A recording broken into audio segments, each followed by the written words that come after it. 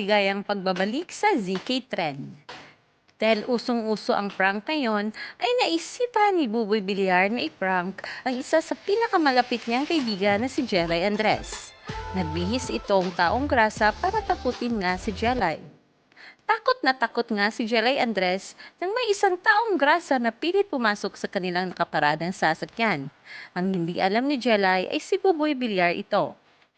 Nagpanik nga si Jelay at sumakit ang dibdib nang dahil sa taong grasa na pabalik-balik sa nakaparada nilang sasakyan.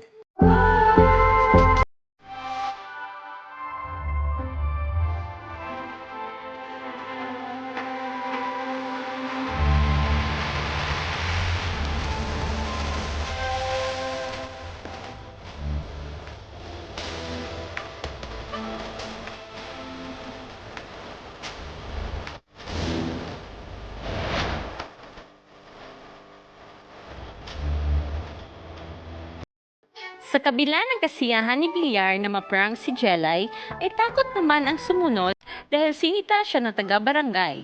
Alarming kasi ang kanyang ginawa sa mga tao.